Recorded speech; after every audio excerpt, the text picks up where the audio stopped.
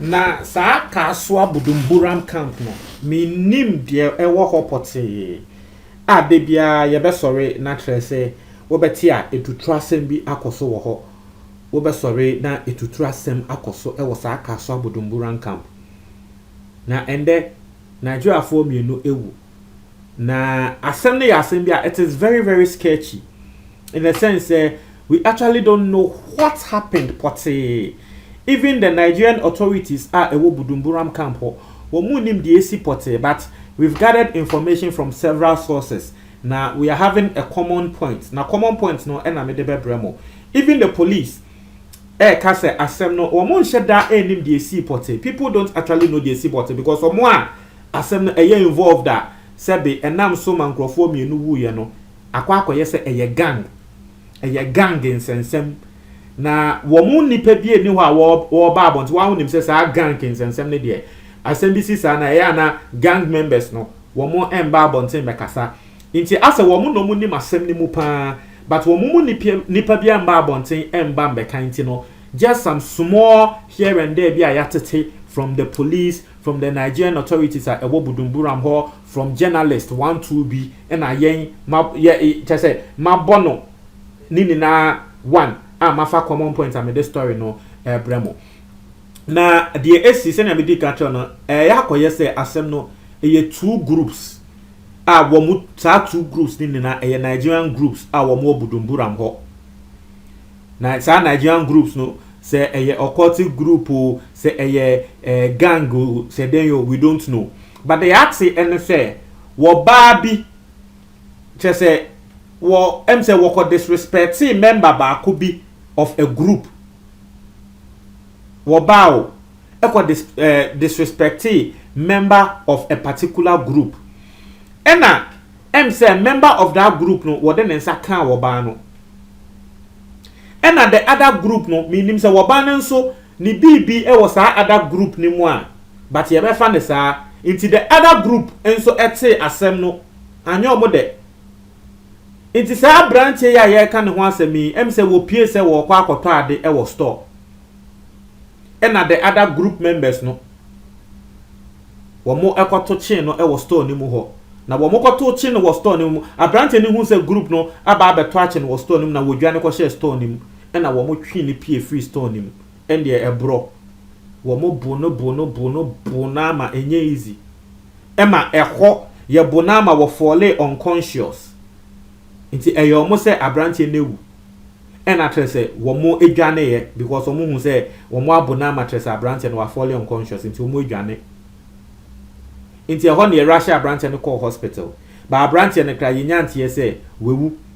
nti eho ena abrante no ninua ba say asem baaye and a branch and so ni group for say into other group way and a woman be ye nipa say and yes ye mpene into the other group na wo mokoya branch yes ano wo nso e wo member bia wo mususu say wo no member no so ka ho bi e ma wo mokobo wa branch ye no into ye fa say group B abranfa say abrante na yakwa akobo no store nim no he belongs to group B and a group A for no aba bebo no munya Nigeria fo e wo Budumburam ka so Budumburam ho and a group A for no aba bebo eye group B nipa at sisi awa fall unconscious ayede na call hospital into group B ono so ni group members ate and a wo mo ate say group A member bia wo only eye drinking spot bi wo kan ho bi and no mo koye sa and no mo so ko chi no e wo ho and e bro na de omusu bona matrese wo mukun no ena ne drinking sport ne nso no ya hye no nti asem no ni nani de yate ena de ye de ba together ye de abom no ni nani asem no ni na eni nti de yaka ene say Budumburam ho no Nigeria for community no they have someone they have a representative obia wo ye wakwakọ ye say wono no ye Nigerian community no wo president na wono so asemo a wo de tu dwane We say what I heard just say one no crampo there was some kra wo ni mu ye because akwa ye group but you say e ho there sa there no wo ho sa gang in sensem no sa group in sensem no wo say Nigeria nkasa ukọ Nigeria sa wo mu universities na eya na wo mo pesa there no sa gang group occult group no de mo ho kan ho na say Nigeria universities senior ye kunkum nkrofo no e very easy nti em say sa life no e na say wo mo aba Budumbura ho a wo mo abetena wo mo de sa life no aka wo mo ho a say wo mo de bo bra bo Budumbura ho say we belong to gang we belong to gang we udi agra we ye rofa ye bebu we kun. Into the Nigerian community leader na asema wakan ni was say what I heard was that it was a lady that brought the issues where she was misbehaving towards one of the members.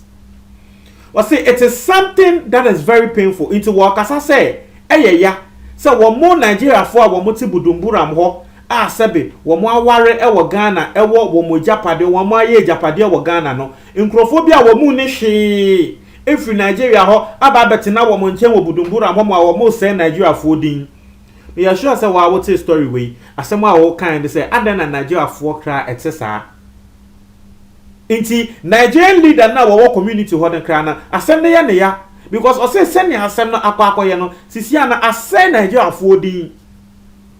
ye kan ye beka say Nigeria fo e na asem ne si e wo Budumbura ye mbo nipa kuni din say nipa we asumesi e na ye obenten e na ye kan ye beka say Nigeria fo groups Nigeria fo ko mienu e na enya ntokwa e wo Budumbura mbo ama nkrofo mienu afemu ewu nti e ya papa I say it is something that is very painful, but what I know is that this incident is not related to the Nigerian who was shot by the Gumua police Gumua Budumbura police Amobakaya somewhere around last 2 weeks, no, somewhere around last month. Yes, last month. News by say Nigeria nibi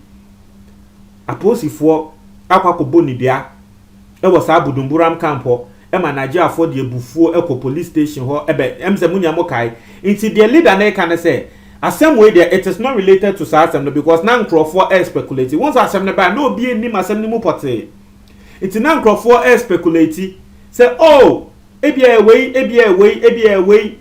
na ebia na eye sa time police ni no a wo mu ebo Nigeria ni tioku no ebia eye no na trese still eguso a eye sa but leader na trese dabi enye no was say but the police have arrested one suspect and I also heard that one of the group has gone to put the house of one of the suspects on fire. But the army and the police have managed to put the fire down. There's a bakuna or no so yet yankasa yen hwehwemu say yes or no so yakwa kobono ashe a year and the drinking yampo de say drinking sports but Nigerian leader na can say ni fie into ono aye ka say yakwa kobono ashe ni fie no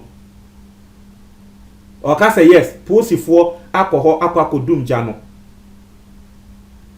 na asemu a wode ka ho and say we are here under the confinement of the laws of Ghana, and I've always been advising my brothers to always be law-abiding. But most of these boys who are causing problems have nothing to show. And we who have our wives and businesses here are rather behaving ourselves. Was it the Bia one in Nigeria for na work camp no ekasa se Ghana de embra yendi so sebe ya ho a ya ba wo bi man so yentumi mbe ya ho basabasa yendi embra so e wo Ghana ha se ase asemu a ono leader of the community wo kacha ne nkrofo no but nkrofo bi aba be ko mo ho a wo nso free Nigeria ho a wo mo aba trese wo mo de wo mo ni hwe wo Ghana ha ntie tutu asem nko a but wo mo na wo mo wo njapade ene yere wo Ghana ha no wo mo mom kra no e behave wo mo ho.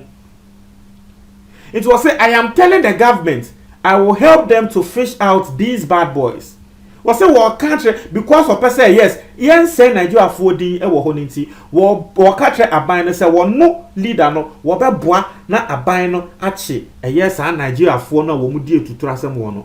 Was say, Nigerians are good people, but some of them have come here to cause problems for us.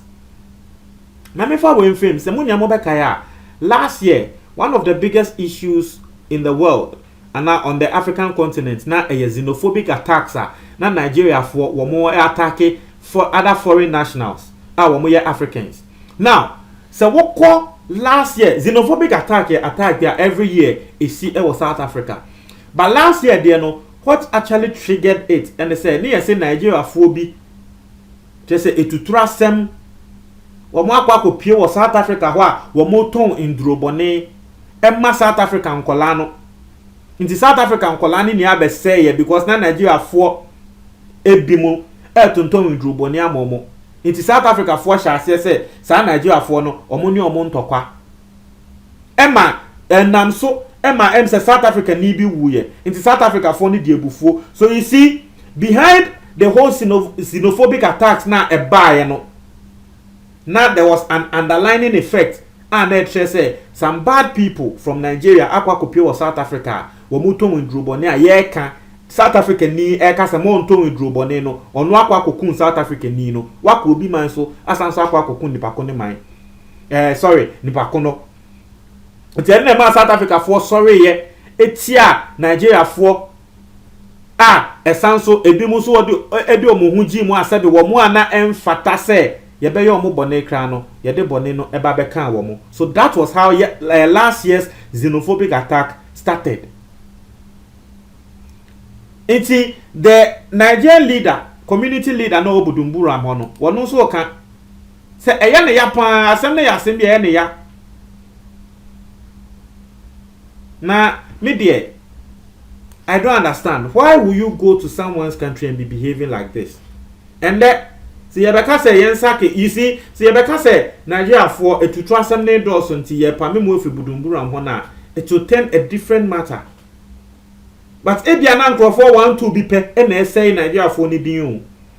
semia community leader no waka say wo beboa no wo se wo no cry to de bia otumi tre police for say hey police for nipa wey wo fi Nigeria ni wo di etutu asem e wa ha o se police for no beti na ho mo nkonkoche no inti police for the crano they also have some answers to give. Tell me what you comment box ni mo. That's it.